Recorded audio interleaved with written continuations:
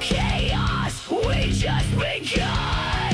This is chat one and done. Welcome, everyone, to Chat One and Done, the only podcast recorded live from the back booth of a sketchy tavern where the floor is sticky, the ale is questionable, and the conversations, even more so. Join your favorite half-functional adventurer as we roll the dice on absurd topics, questionable takes, and occasionally useful wisdom, all in one shot with no do-overs, just like that time Steve tried to flirt with a gelatinous cube, and it did not end very well, although there were adorable little cubettes. He still does have advantage on cringe check to this day. So grab a drink, lower your standards, and let's get chatting with one of our favorite people out there, Misa Rudy. What's up, everybody? Roll reversal. Yeah, I pulled out the Uno reverse card. Hell yeah, dude. So this is what it feels like to be on this end of it. Yes. I don't like it.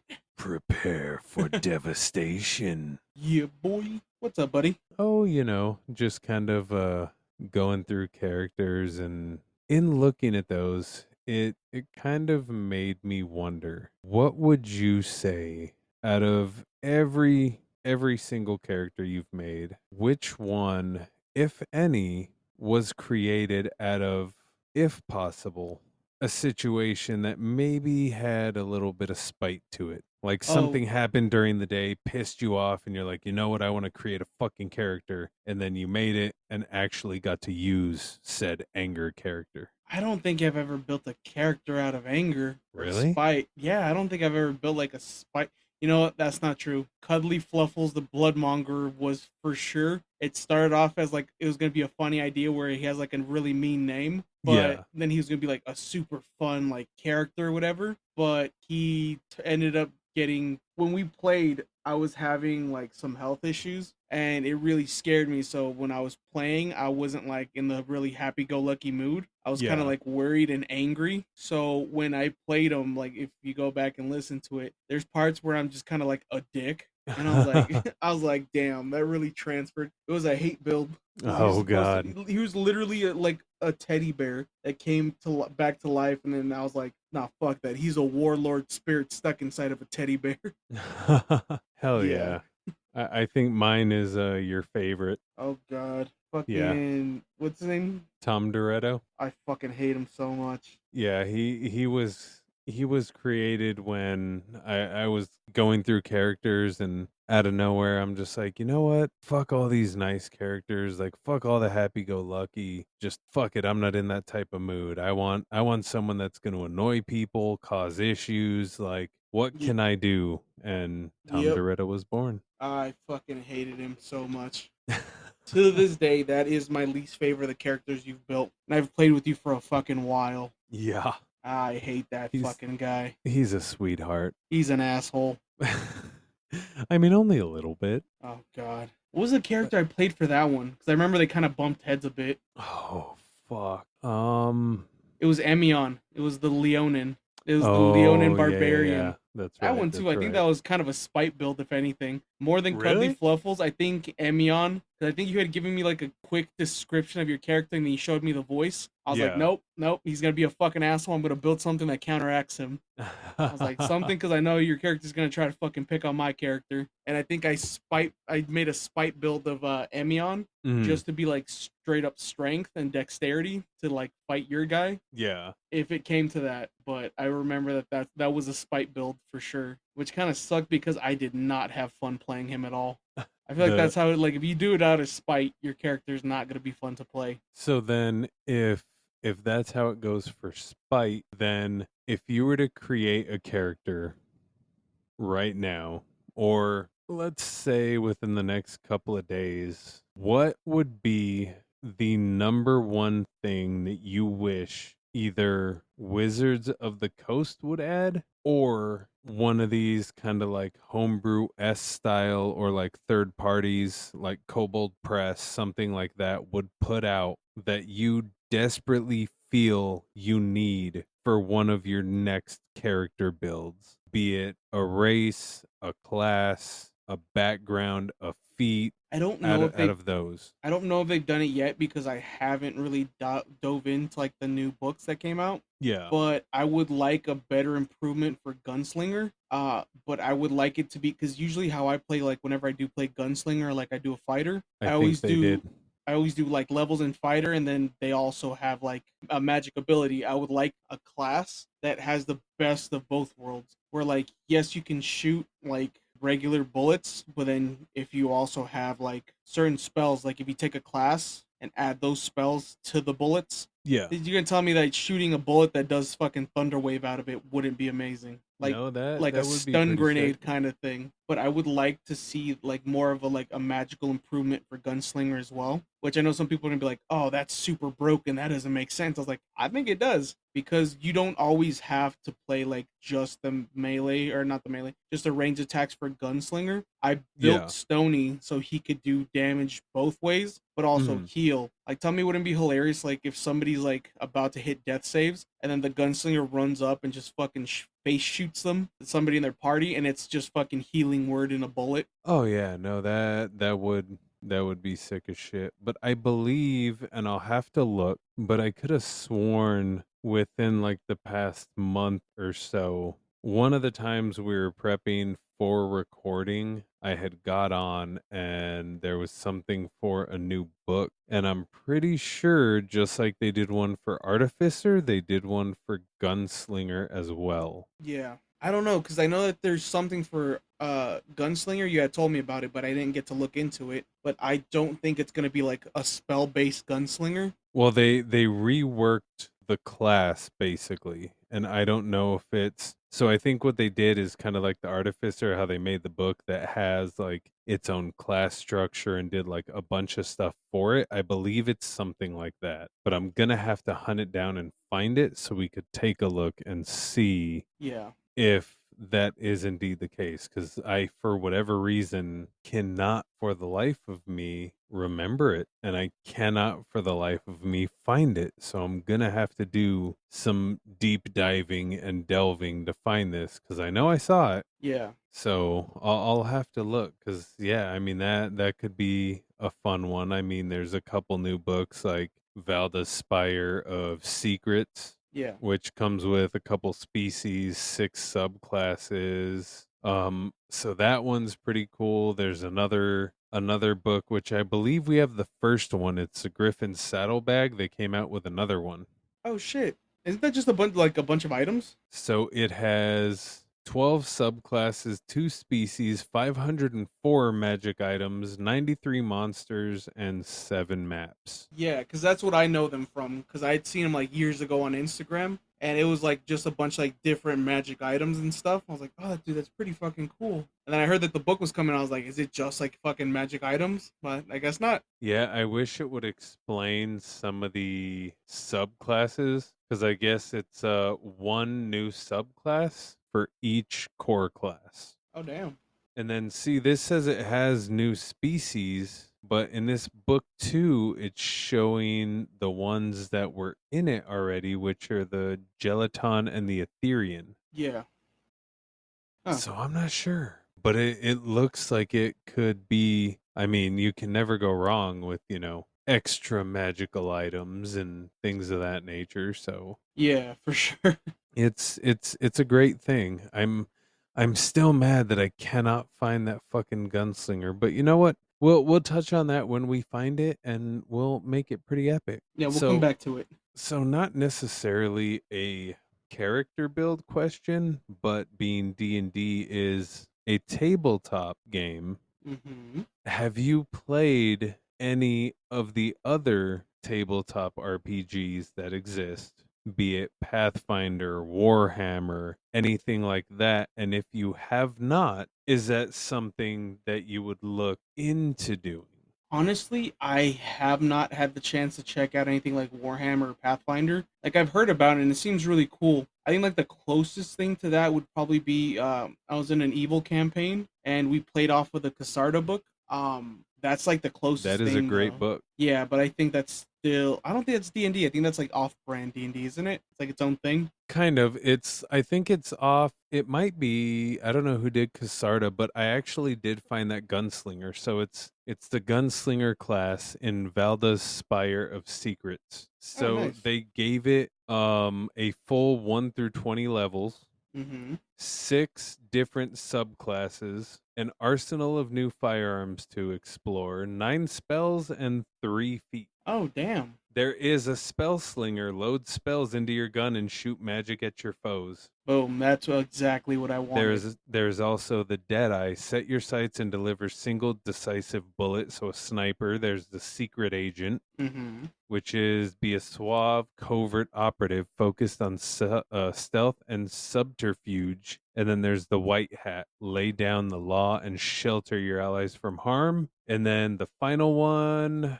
Oh no, not the final one. There's 2 more. There's the High Roller, which is play liar's dice against the DM and win big, and the Trick Shot, ricochet bullets to hit targets from any angle. Okay. Nice. We might need to look at buying that book. Oh, yeah. Because there's also that same brand. It's called the Valda's Spire of Secrets Player Pack, Yeah. and it comes with the 2 species, 6 subclasses. But I don't know. No, this one it looks like has the okay. So this is the one that we do have, where I had my muscle wizard. Oh, so we do have it? So we have this one. We don't have the other one with the gunslinger class. So we might need to Ah. pick that one up. Womp, Yeah, womp, womp. it's only $15. Yeah. That's not bad. Yeah. We build all the gunslingers. Yes. Yeah, but to get back to your question, I think the closest thing that I've played to something like not D&D would be the Casarda. And even like that, I don't think I built anything out of the actual book. I think I ended up doing like a homebrew, like Yeah, you did. something like that. Yeah. It was It was- the clown. Yeah. No, the clown was the gimmick. The actual like class, I don't remember what it was called. It's something with an A, but it basically resembles like those face splitting like vampires from I think Blade 2. Yeah.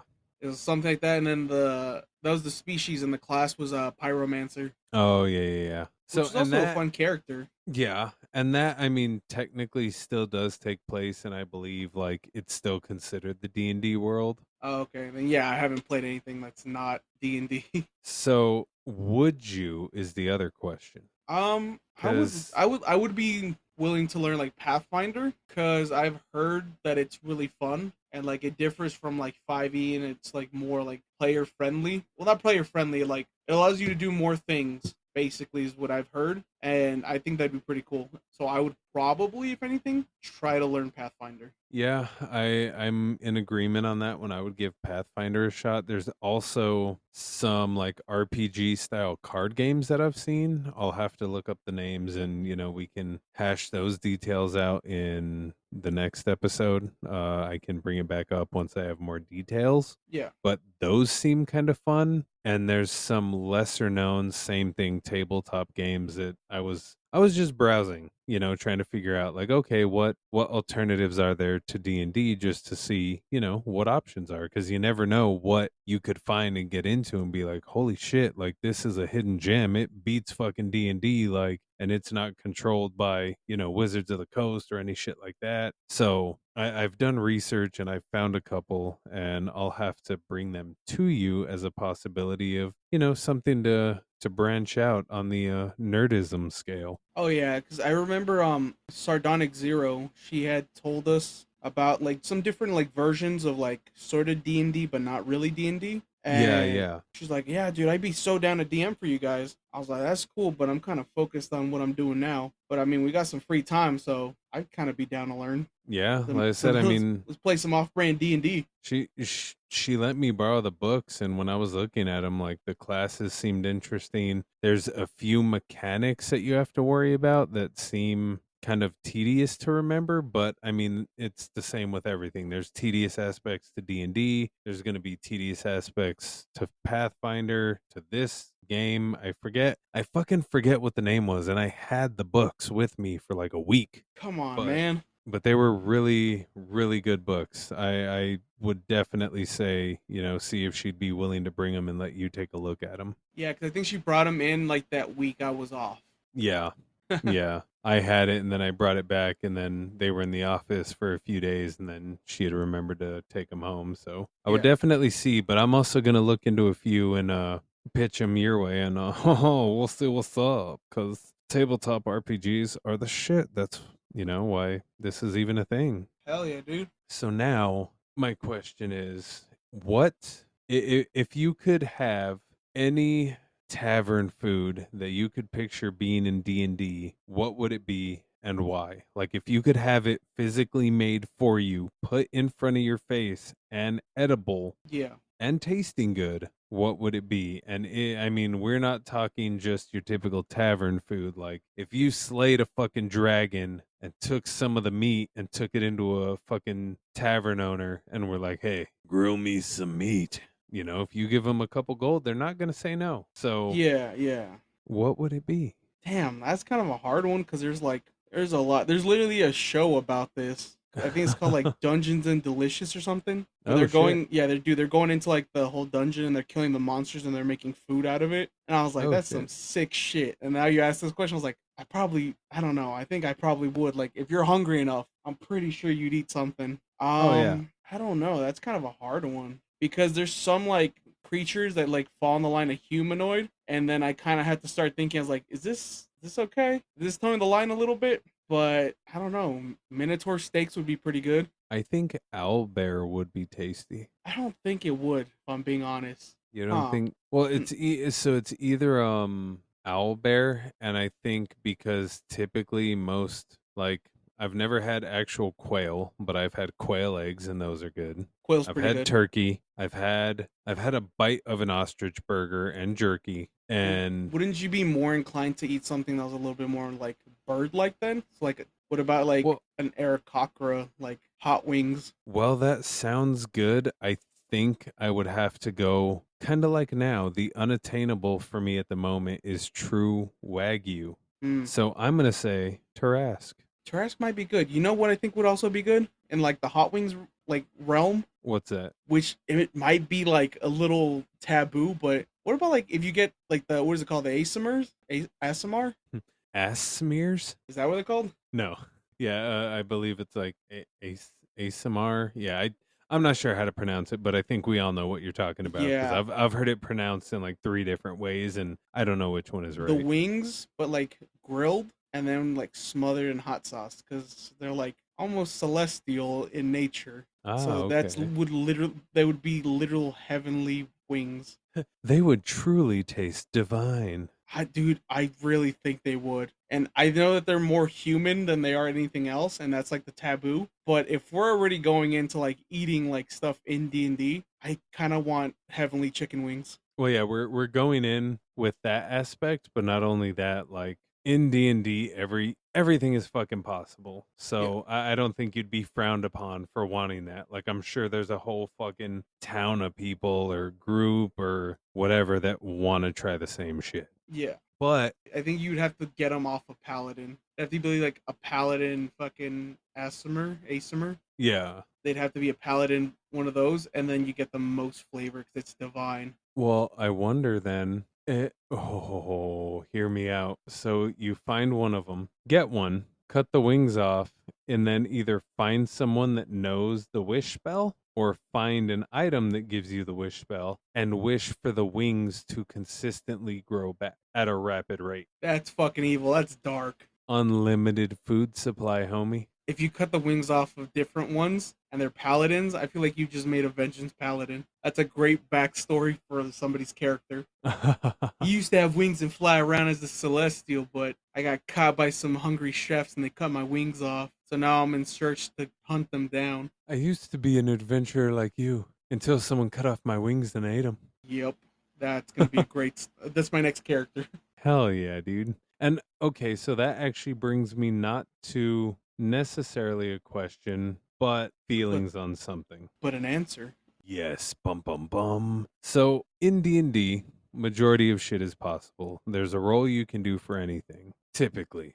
But what I feel, and I don't know how you feel about it, again, this is coming from my point of view where I grew up playing a fuck ton of RPGs, JRPGs, action RPGs, like all different types of role playing games I have played. And I feel, as odd as this sounds, and maybe it's just because we haven't found the right books, the right adventure setting. I don't know, but I feel like D&D lacks true crafting abilities. Like, it has a basic role success or failure, or at least the campaigns we've played, that's how it's been. But I feel like they could go more in depth to it, like where you don't even have to necessarily roll. You just have to have the supplies, ingredients, whatever it is, the right workshop, and have actually at least had to roll and pass some sort of check in the past to be able to do it again. Like, I feel like crafting mechanics could be done a lot better, and maybe that's just me because I love being able to go in and, like I said, for whatever reason in D&D, my characters are stealing and making shit. Yeah. So I don't know, like, how do you feel on that aspect? Do you think I feel they like leave shit out and incorporate certain, like, okay, we're gonna focus in combat and spells, but leave out crafting or homesteading, like? for the crafting thing, I understand where they're like, oh, we're gonna craft to see if you can make this again. Like for Stony, it was ammunition. I feel like the mechanic for that should be you should roll once for it with a certain like check. So say like, oh, you're gonna roll and you gotta break like a 14. And if you can do it successfully, every time you do it after that successfully should be one less. So if you do it successfully at 14, when you do it again next time, it should be like 13. And if you pass that, 12, 11, and then until you eventually get to like 1, Which or at like that point you can you be considered a master of your yeah. trade. Yeah, you're proficient because if you have to constantly make something, I feel like it shouldn't have the same difficulty check because that's not how life really works. Like if you do it like once or twice, you start getting the hang of it and it becomes easier to do. So I don't Right.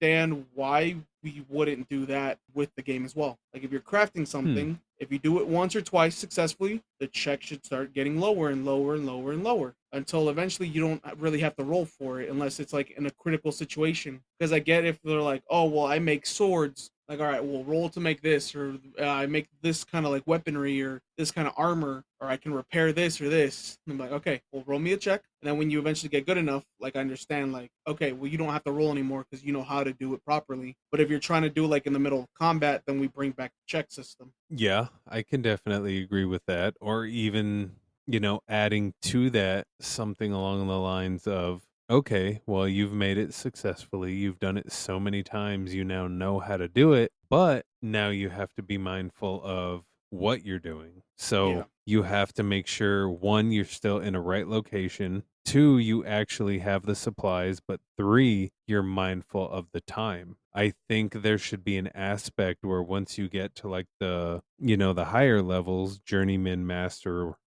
expert, or even just master expert level, where maybe it's like, Yeah. lower single digit rolls, where your DM should actually have it where if you're not saying, oh, hey, can I get a time check? Or, oh, hey, how long have I been doing this? Yeah. Like, you run the risk of your party leaving you because you're just doing something and you got so caught up in it. Like, But the thing with that is, I don't know, like, if your party would necessarily leave you. Because I feel like if you're in an adventuring party, for the most part, everybody's gonna try to stick together. They're never just gonna leave you behind. That's the issue. But I understand what you're true. saying, though. Like, a time check, like, hey, like, you guys are, like, in this freezing tundra, and you guys are starting to gain levels of exhaustion. And then someone's like, oh, I want to build a fire. Give them a certain amount of tries, but also give them a time limit on that. So give them a try, and then be like, all right, well, you got 3 minutes on the clock before you get another point, or you get like a minute. Like Yeah. in real world, you get a minute to roll, and then switch around and see what everybody else is doing. And then when they're done, you can come back to the person. If they fail their check, then they have to keep going again, and then check on everybody else, let them know what's going on. And then at the end of the 3 minutes, if they haven't successfully like made the fire or whatever, then they start gaining more points of exhaustion. So like for the first one, I'd be like, let it slide. Second one, they gain a point. Third one, they gain a point. Then after that, they start gaining points until somebody else tries to help them start it or they get it started. Yeah. Because Yeah. in real world, if you don't get that fire going when the like freezing temperatures, you're gonna get hypothermia. You're gonna freeze. Oh yeah, frostbite is a real bitch. Yeah, and then that's where like I know people won't like it, but like go into that too. Like, hey, like your fingers starting to get kind of like frostbite on them. And then if they've been in there for too long without it successfully, like, oh, we can just sleep through the night. Be like, all right, but when you take that boot off, you're gonna have like fucking gangrene. Ooh, hell yeah, hell yeah. And then be like, oh, well, you gotta go find this elixir that will fix it or something. But I don't DM, so that's kind of the hard part for me to just say that, because I can say it, but I like putting it into practice is a whole different way. Yeah, yeah. Okay, fair enough, fair enough. So now that we have some of the fun talk and the questions out of the way, Hmm. would you care to play a game? No, Oh, well, I'm just fair kidding. enough. Well, podcast over, guys. We'll see you in the next one. This has been super chill. Of course, I want to play a game. You think So I just you think I just want to make the games and never actually get to play? yes. So I am actually going to switch it up on you a little bit. Okay. So I'm not going to have you do a D4 roll because I would like to try a new game concept style that we have not done yet. Okay. My interest is piqued. So welcome to the debut of Dungeons and Decisions, a Ooh. D&D multiple choice quiz game. Ah, shit. So, with this one, being this is kind of testing it out and, seeing how it goes. So, this can technically be played. I created it in a way where you can have up to 6 players, Oh, and the rounds can be however many you wish. But okay. being, we're trying to do everything test worthy, and we still have the final segment of finding out your best nat 20s and your worst nat 1s. Yeah. We will limit this one to just a few questions, but correct will get you 1 point, incorrect will get you 0 points. Yeah. So we'll start off with some what I believe are easy ones. And now again, remember, we can expand into many things, and I have the ways of doing that, so we can use this as a test, see if we like it, and if so, we can implement it in, and I have plenty of fucking ideas and questions. Alrighty. So, are you ready? Yes. Okay, so I will start with a couple easy questions, and we will switch it up, and this one will be under the category of race and Ooh, class. okay. Are you ready for the Yes. debut of Dungeons and Decisions? I'm fucking excited. All right, so first question. Which race has dark vision and fey ancestry? Is it A, halfling, B, human, C, elf, or D, dragonborn? Shit. Dark vision and Fey ancestry? Yes, sir. I'm gonna go with C, elf. That is correct. Yay. Hell yeah. And now this one again is more along the lines of a test question, but just more examples of some of the ones that can come up. Okay. Which class gains a rage feature at level 1? A, fighter, B, paladin, C, barbarian, or D, monk? I think barbarian's the only one that gains rage, isn't it? I'm gonna go with Correct. barbarian, yeah. You are correct. Woo! I know the basics. So we'll step it up to something that is maybe a little tougher. Okay. This okay. one will be under the magic item category. Ooh. So, which item allows teleportation to a location? And this would be A, a movable rod, B, the portable hole, C, sending stones, or D, teleportation circle scroll. Okay, can you read me the question one more time? 'Cause I think you're trying to trick me on that one. Yes, I will fully read it out to you again. Okay. So, the repeat of the question is which item allows teleportation to a location? And again, those are A, immovable rod, B, portable hole, C, sending stones, or D, a teleportation circle scroll. I'm gonna go with D. Final answer? Yeah. That would be correct. Okay, because you almost had me on that because I thought the second one was a portal hole. I was like, that sounds like that's exactly what it would be, but you're like a portable hole. I was like, oh. Okay. I'm getting the hang of this. You are. Now I will step it up to something that could be a little bit tougher because it goes into a little more remembrance. Okay. So this one is magic and spells, and this will be the final category with the final 2 questions. Okay. So, what level spell is Fireball? A, 2nd level, B, 3rd level, C, 4th level, and D, 5th level. Shit. I think Fireball is a 3rd level? Yeah, I'm gonna go 3rd level. Look at you, Captain Correct. Jeez. I was like, it's either 3 or 4 because I don't think you get it right off the bat. Yeah, no, definitely not. Okay. Because then everybody would be playing a fucking wizard. Oh yeah. No. You do get some flammable spells at lower levels, but not fireball. Now the last one is, what does the counter spell do? Is it A, reflects damage, Mm-hmm. B, nullifies an ongoing enchantment, C, cancels a spell as it's cast, or D, grants resistance to magic? Shit. I don't think I've played anything that uses a counter spell.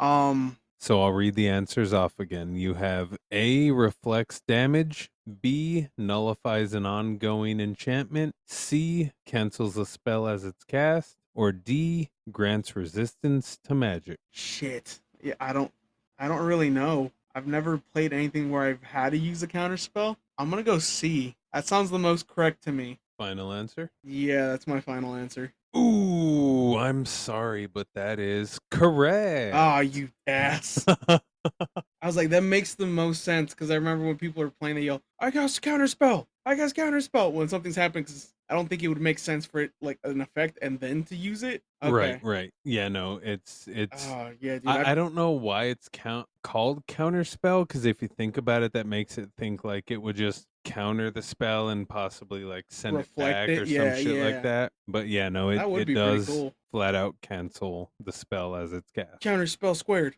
Well, sir, you did a clean sweep with 5 points out of 5 points. Hell yeah. You know what that means? It means you gotta take me to dinner now. Fair enough. I got the perfect place, baby. Sashimi. Wiener Schnitzel. No, we're going to get some sashimi. Hell yeah, some eel. Hell yeah.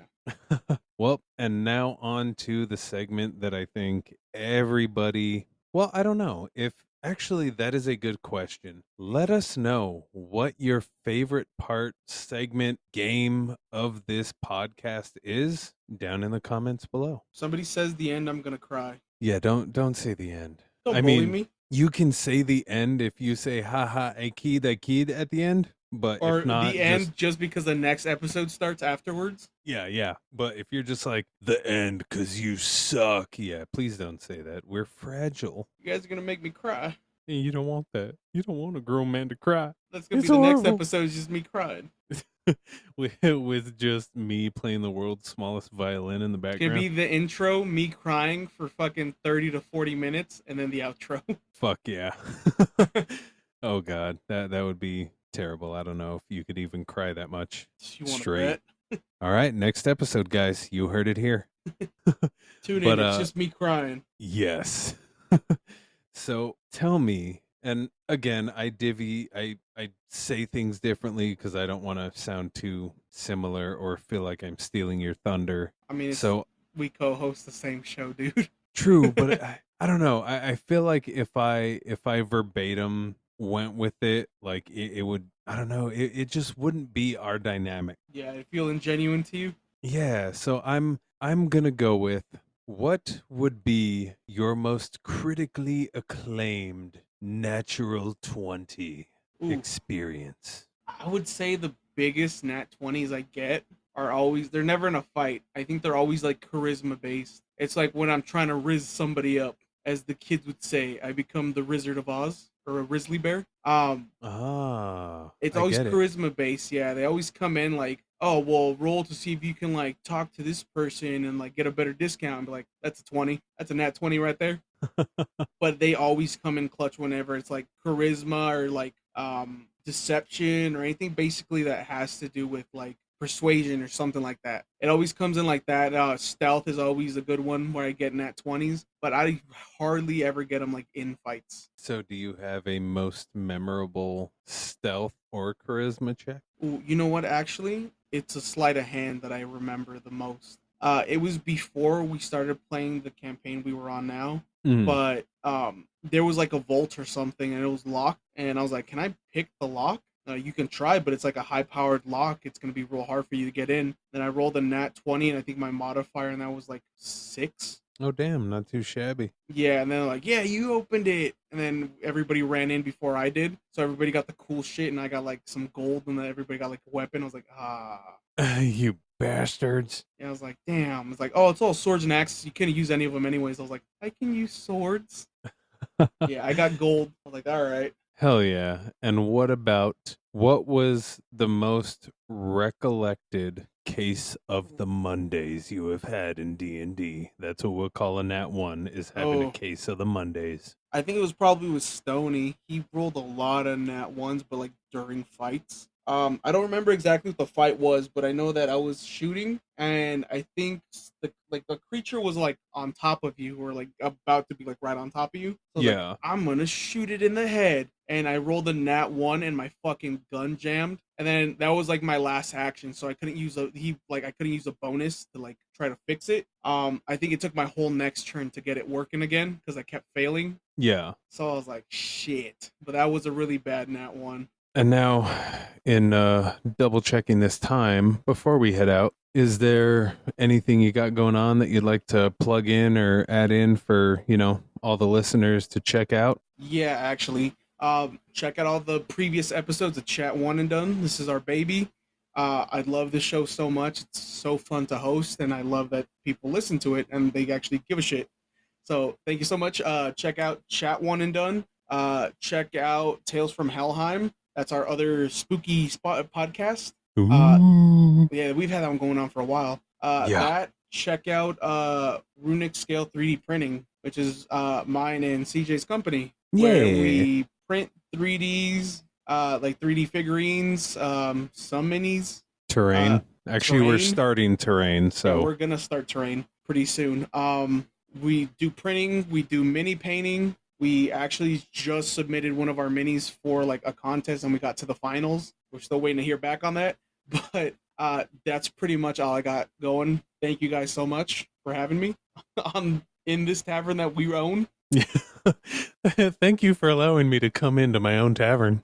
Thank you for holding the keys. Hell yeah, anytime. I got you, bro. I got you. Well, Yeah. I think with that, brave listeners, we are concluding another quest in the Cursed Tavern, known only as Chat One and Done, where the opinions are bold, the facts are optional, and our guest Rudy somehow survived without a single healing potion. Oh, wait, hold on. Rudy rolled a nat 1 on insight again, but Damn it. he did win the drinking contest with a talking skeleton, so I guess we can call it even. But fuck, guys, let Rudy the owlbear. Oh shit, my mic's still on. My bad. So anyways, join us next time where we might have answers, probably won't have plans, and definitely won't let Rudy touch the magical artifact. Until then, may your dice be lucky, your takes be spicy, and your mimics be properly labeled. This has been Chat One and Done. Cheers. One and done. Legends fall and rise for fun. One bad roll, but we don't run. We fight through fire in the setting sun. Chat one and done. Glory, and loaded pawns. From curses, scrolls to demon tongues. We game till the battle's won.